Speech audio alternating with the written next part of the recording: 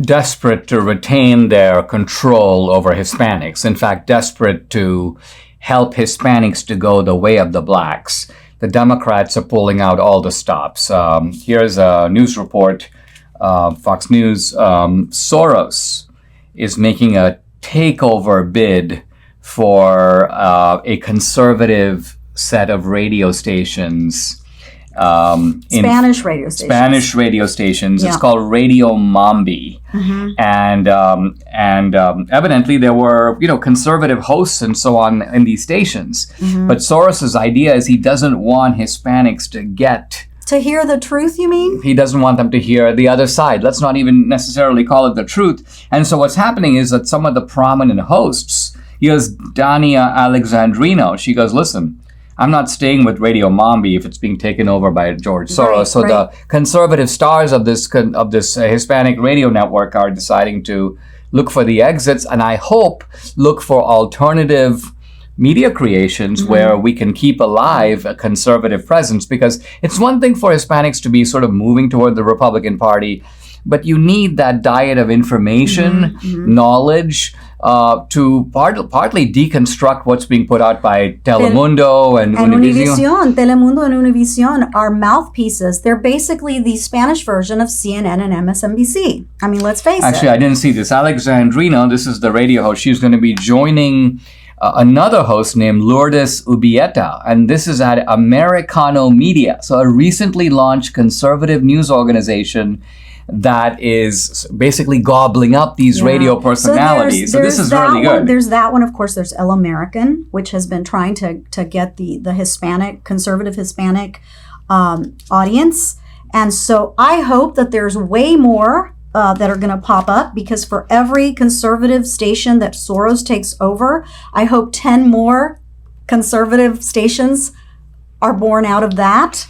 Well, I mean, you see how Soros, this is a guy who it's almost like he's kind of gone all in with the devil. And by that I mean is he's taking his billions. Absolutely. And I've told you before, it's not just in America. This man is trying to make the entire world communist. And he has taken all of South America, at least most of it, all of the communist takeover in South America, partly responsible for Soros in South America. So this man is not just looking at America. Of course, America's the big prize for him, but he has decimated South America. I mean, we know that he tried this in Hungary. In fact, the Soros organization has been expelled from Hungary, and I think is prohibited from activities in Hungary because they were trying to subvert the government over there. He's had mischief in Eastern Europe, in Asia, currency manipulation. So this is a very bad guy. He's dangerous. But from a distance, I admire the fact that here's a guy who is committed to his worldview, who funds innumerable organizations, almost like a venture capitalist of leftist activism. And we need more of this on our side, because and the sad thing, honey, is that we do have people, maybe not of his, in his.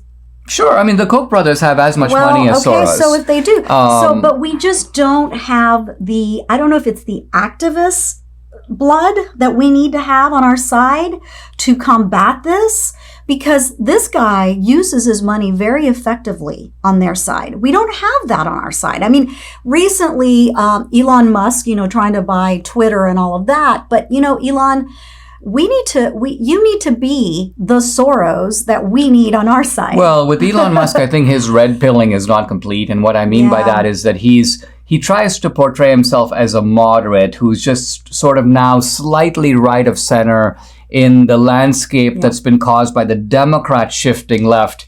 We need a little bit more of a warrior spirit against the left. Now, I think Elon is on the right side of that, but what he isn't is he isn't a militant in the way that Soros is. And you need to counter these guys like Soros with a creative militancy on our side. So exactly right, because we don't have the funds to be able to do that. I mean, we can put out movies here and there and try to influence the culture that way, and we have.